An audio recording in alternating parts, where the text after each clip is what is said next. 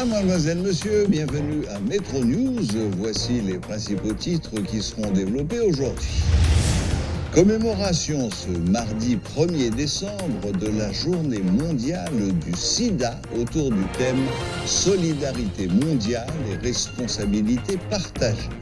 À cette occasion, le ministère de la Santé publique a réitéré son engagement à travailler à l'éradication de cette maladie d'ici 2030. Le gouvernement haïtien est préoccupé par le taux élevé de prévalence du sida dans des populations spécifiques telles que les homosexuels et les prostituées. Le port du masque est à nouveau obligatoire dans l'administration publique. Cette décision a été adoptée lors du Conseil des ministres du 25 novembre dernier.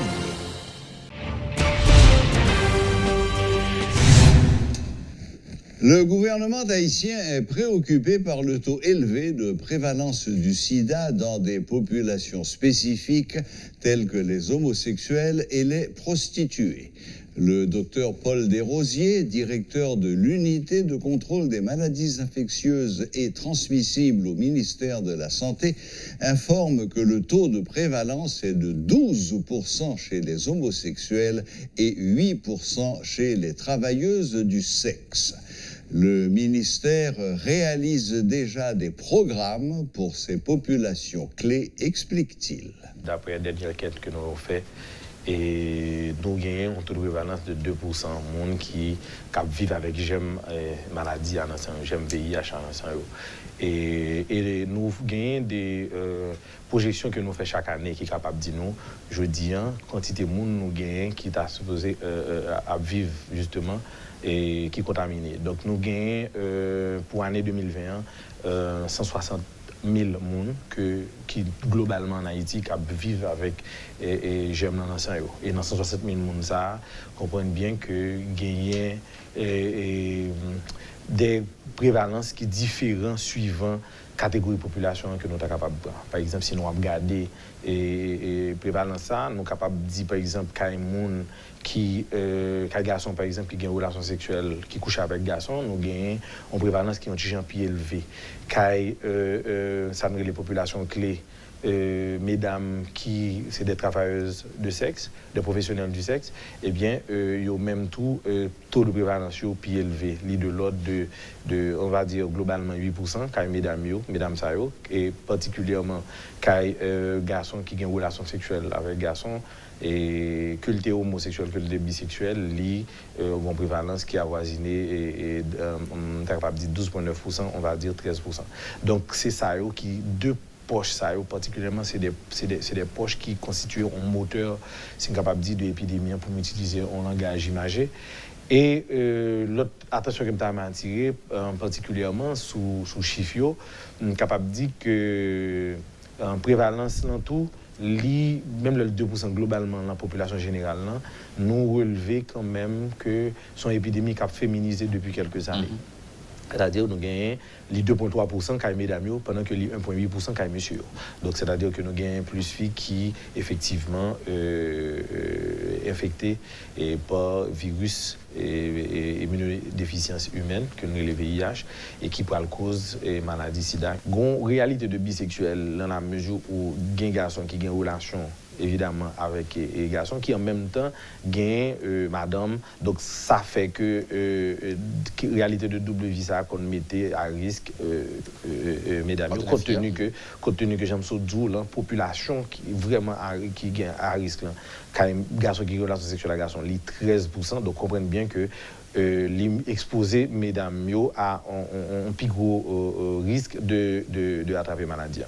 Un dernier point qui est extrêmement important, mais qui relevé de la médecine et de la clinique, c'est la constitution qu'on fait même. Sous la muqueuse et vaginale, parce que nous connaissons qu'il y a généralement trois gros modes d'entrée VIH, 3 modes de transmission VIH, qui c'est sexuel, c'est le mode qui est plus fréquent. Deuxième mode, c'est par les produits sanguins. Et puis troisième, évidemment, c'est transmission mère-enfant.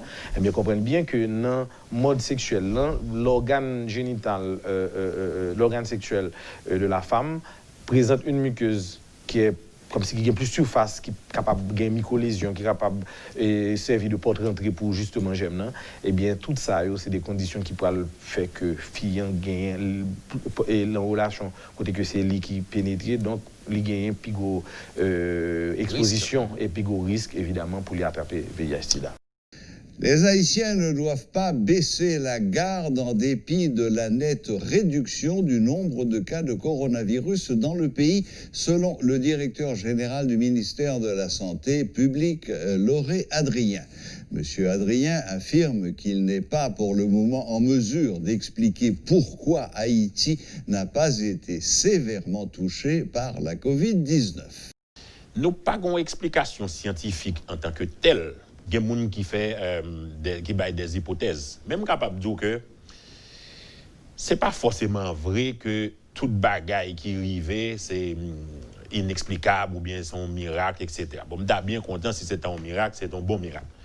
Il y a des gens qui expliquent tout, c'est le caractère population noire. Donc, une population jeune qui est censée pas gagner un pile tard, c'est-à-dire de comorbidité, et que les gens qui sont infectés, ils font une forme moins grave de maladie que l'autre monde.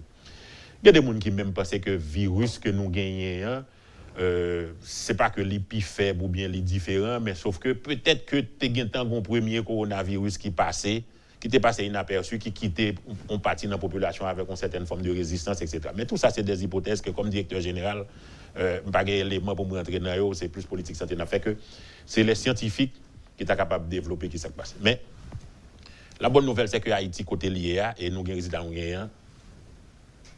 la vigilance, c'est pour nous Kembel.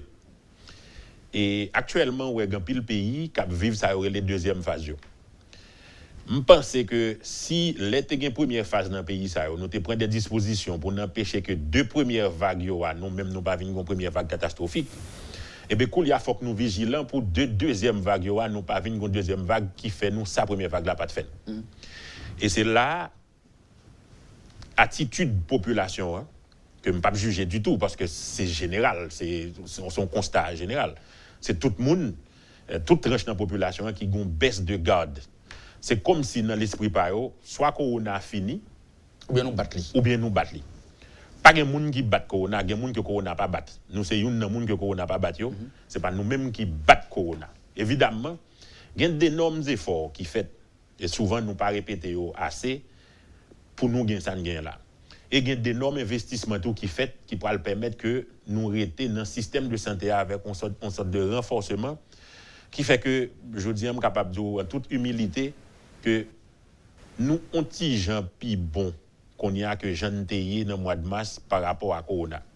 C'est non seulement par rapport à des investissements qui fait dans le système de santé, mais par rapport à tout, compréhension et appréhension communauté sanitaire, communauté médicale, la même de maladies.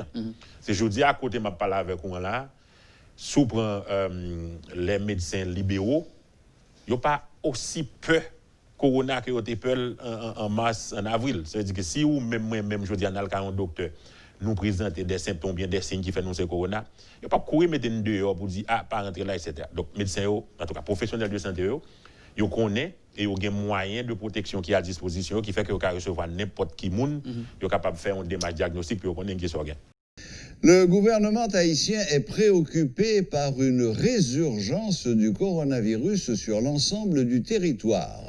Le ministre de la Communication, M. Choiseul Henriquez, a indiqué que le port du masque est à nouveau obligatoire dans l'administration publique. Cette décision a été adoptée lors du Conseil des ministres du 25 novembre dernier. Il y a eu 25 interventions sur ce thème qui pourtant n'étaient pas à l'ordre du jour de ce Conseil des ministres.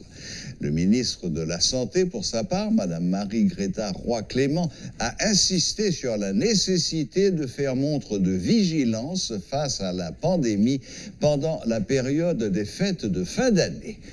Plusieurs ministres ont également exprimé leurs préoccupations en ce qui a trait à une éventuelle deuxième vague du Covid-19. Le ministre Henriquez appelle tous les secteurs de la vie nationale à encourager le respect des gestes barrières afin d'empêcher une nouvelle vague de la pandémie. L'Institut de recherche et de promotion de l'art haïtien, de concert avec le quotidien Le Nouvelliste, ont lancé officiellement la 14e édition de la foire Artisanat en fête. Le but principal de cette activité culturelle est de permettre aux artisans d'écouler leurs produits et de mettre en valeur l'artisanat utilitaire, a indiqué l'un des responsables de cet événement culturel, Franz Duval, rédacteur en chef du Nouvelliste. Artisanat en fait qui pas réussi fait en 2019 parce que c'était un problème pays loc que nous espérons qu'a fait année ça 5-6 décembre dans Taraz. Taraz, son nouvelle adresse pour artisanat en fait. C'est une première nouveauté qui gagne année ça. Taraz a fêté 25 ans, le 2 décembre. Et 5-6 décembre, Artisanat en fête pour le faire première fois qu'il a fait la journée dans Taraz. Année ça encore, Artisanat en fête a réuni plus de 200 artisans. Il a réuni tous des artisans du livre, qui sont des écrivains qui ont signé un livre dans Artisanat en fête. Il a réuni tous des artisans de la musique. Il y a Bito Vaoba qui a signé un album. Il y a Welele Douboutou qui a un album que a signé. Tout ça pour nous fait partie de offre création Made in Haiti. C'est Haïtien qui fait, c'est Haïtien qui travaille, c'est Haïtien qui a proposé par le public là. Artisanat en fait a fait année ça dans le contexte de Covid. Nous demandons tout le monde pour venir à Massio. Nous demandons tout le monde pour accepter que vous prenez température à l'entrée. Nous demandons pour laver mes mains, nous demandons pour continuer à laver mes mains le en dedans tout parce que probablement rien des produits. Nous demandons tout le monde pour faire déplacement pour venir ouais qui sont artisans haïtiens au produit année ça. Pour aller sous-tendre les gens qui ont joué un prix artisan de l'année pour 2018, mais qui année ça c'est au artisan de l'année 2020, parce que nous pourrons travailler. Année ça encore grand pile l'école secondaire, l'école primaire, l'école professionnelle, université qui ont invité gratis dans l'artisanat en fait. Mais comme ils veulent moins de monde dans foire là, ils diminuent la quantité d'invitations gratis que qu'on baille.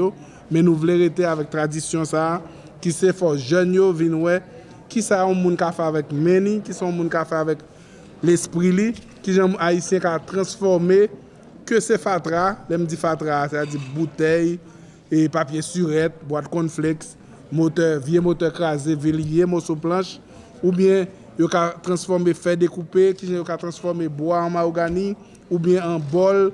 En fait, tout ça haïtien qui a fait comme création, nous voulons que jeunes yo viennent voir ça et nous inviter grand monde yo tout pour venir avec eux. Pour permettre que les artisans fassent un bon avantage de ça, parce que depuis l'année passée, ils parlent, ils font stock, ils travaillent. Les artisans dans tout le pays travaillent, parce que l'artisanat, en fait, ce n'est pas artisan Port-au-Prince.